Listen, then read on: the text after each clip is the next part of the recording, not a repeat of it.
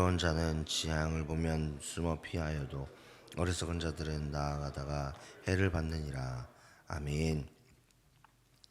우리의 삶에는 해야 될 것과 하지 말아야 될 것들이 존재합니다. 이것을 마음에 정해준 사람과 그렇지 않은 사람과는 큰 차이가 있습니다.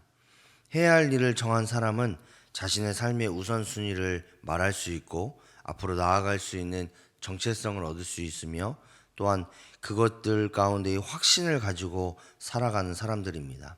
그렇기 때문에 그는 어느 곳에 있든지 누구를 만나든지 간에 흔들리지 않고 자신의 삶에 대한 소신을 가지고 살아갈 수 있습니다. 반대로 그 기준이 세워지지 않으면 언제나 자신이 원하는 것이 뭔지를 모르고 헷갈리고 방황하고 혼란스러운 그런 삶을 살아갈 수밖에 없는 그런 인생을 살아갑니다. 그렇기 때문에 우리는 우리가 해야 될 일들을 반드시 정해야 합니다. 특별히 그리스도인들은 그 해야 할 일이 하나님의 기준, 하나님의 방법, 하나님의 정체성이 되어야 됩니다.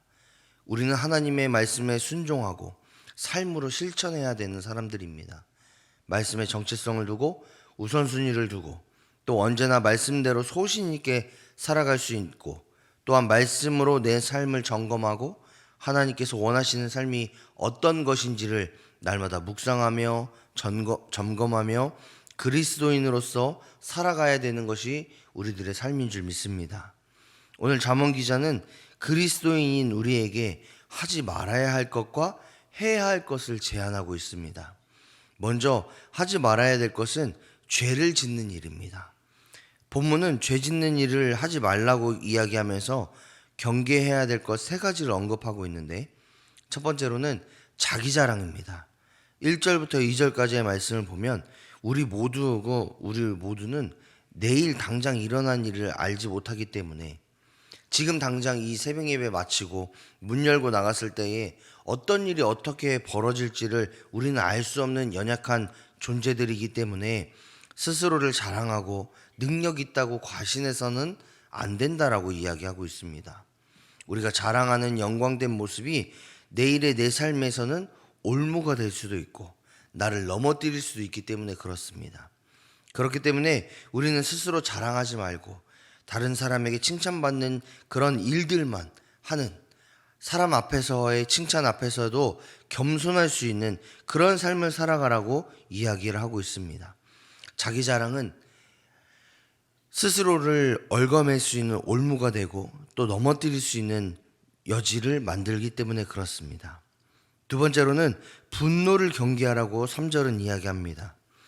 우리가 삶을 살아가면서 화를 내는 상황이 전혀 없으면 좋겠지만 우리가 살아갈 때에 또 당장 이 새벽 예배에 나오는 그 짧은 순간에서도 우리 속에서 분노가 일어났을지 모를 수도 있습니다.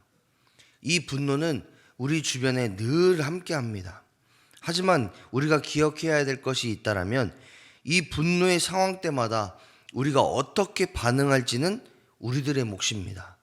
분노를 분노로 반응할 것인지 아니면 분노를 인내와 사랑으로 반응할 것인지는 우리들의 몫입니다.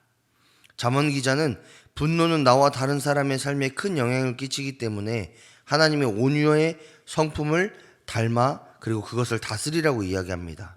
특별히 3절에서 말씀하기를 미련한 자의 분노는 이 둘보다 무거우니라 라고 말씀하고 있는데 분노로 인한 여파가 생각보다 가볍지 않다라는 것을 이야기하면서 이 분노를 쉽게 행함으로 인해서 찾아올 수 있는 그런 여건에 대해서는 우리가 생각해 봐야 된다라고 이야기합니다.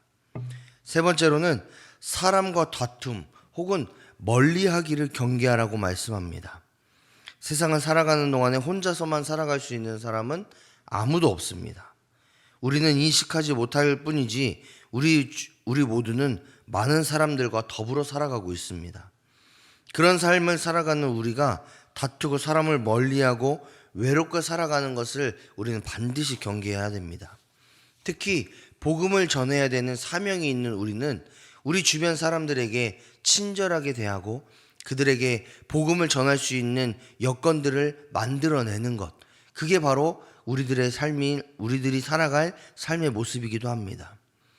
우리가 있는 모든 곳에서 복음의 향기가 나타나도록 하는 것, 우리가 있는 모든 곳에서 하나님의 능력과 하나님의 성품이 나타남으로 인하여서 다른 사람들이 우리를 통해 하나님을 보는 것, 그리고 또 하나님을 경험하는 것, 그게 바로 우리가 살아가야 되는 삶의 모습이기도 합니다.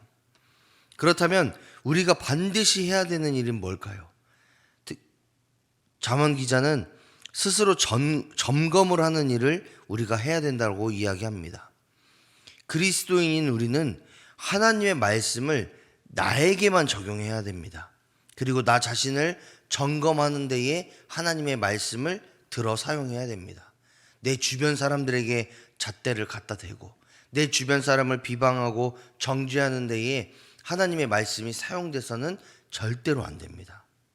그 일을 위해 잠언 기자는 두 가지를 이야기하는데, 첫 번째로는 책망 듣는 일에 두려워하지 말라고 이야기합니다.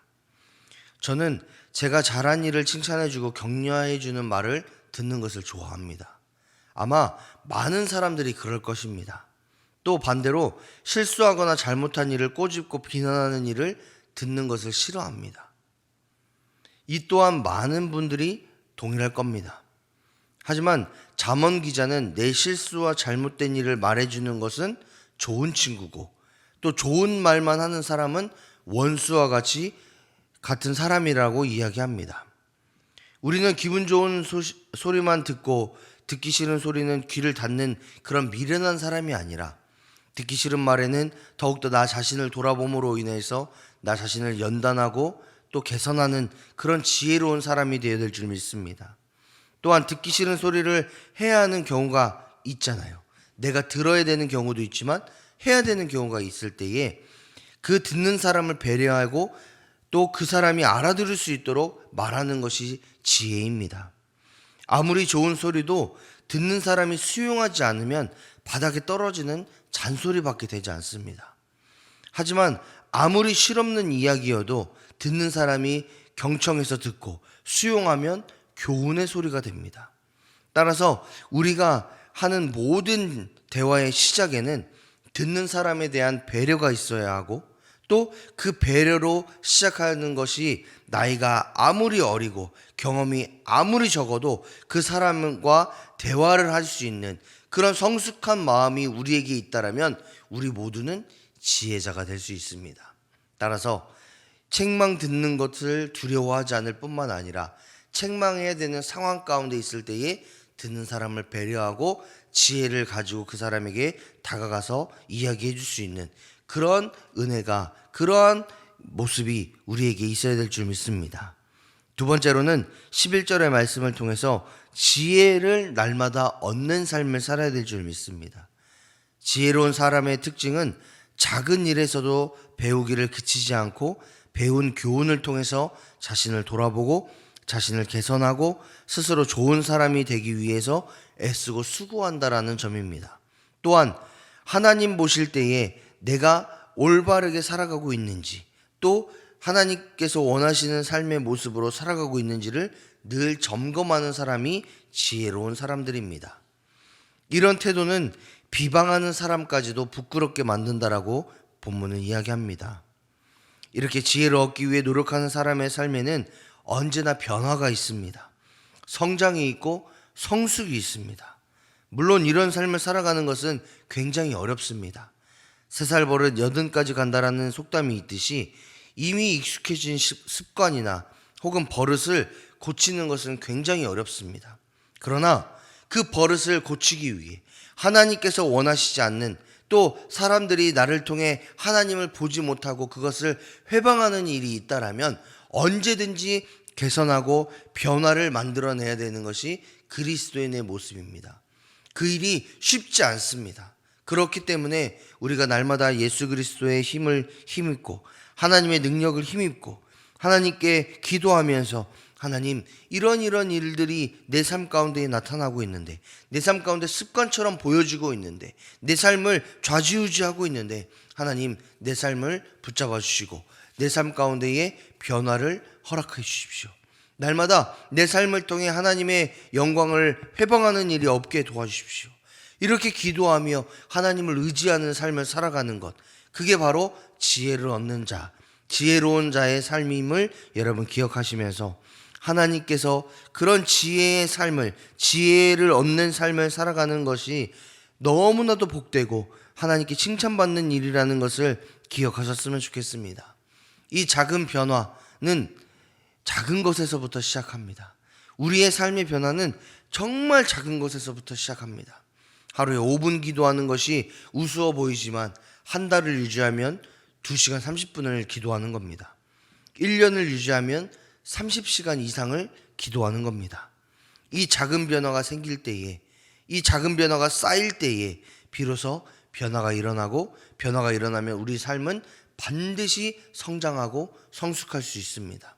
따라서 지혜로운 자, 즉 하나님의 지혜를 본받고 하나님의 뜻대로 살아가려는 우리의 모습은 이 작은 변화를 일으키는 것에서부터 시작됨을 기억하시면서 2023년도를 이제 마무리하고 2024년도를 결단하는 이 시점에 작은 것에서부터 나의 삶을 변화시키겠다, 하나님께서 원하시는 삶을 살아가겠다라는 결단을 하시는 저와 여러분이 되시기를 주님의 이름으로 축복합니다. 하나님께서 사랑하시는 여러분, 하지 말아야 될 것은 과감히 쳐내시기를 바랍니다.